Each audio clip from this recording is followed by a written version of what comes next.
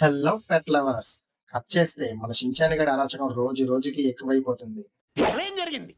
ఏం జరుగుతోంది? ఏం జరగబోతోంది? నాకిప్పుడే తెలియాలి. అసలు ఏం జరుగుతుందంటే మార్నింగ్ అంతా వీడు పడుకున్నప్పుడే చాలా బెటర్. ఎందుకంటే వాడు తిన్నాక ఎవరిని ప్రశాంతంగా ఉండనివ్వడు. నిద్ర లేదు, సుఖం లేదు, దెబ్బ మీద దెబ్బ. అసలు ఆ బోన్ లో ఏముందో తెలియదు. అది కొరకడం స్టార్ట్ చేస్తే వాడి చుట్టూ ఏం జరిగినా వాడికి అనవసరం.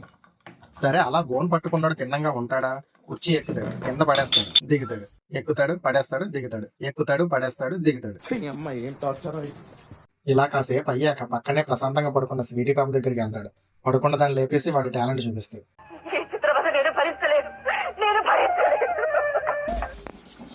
తీస్తా, నాలో ఉన్న క్రియేటివిటీ మొత్తం బయటికి తీస్తా, నా తడాక చూపిస్తా.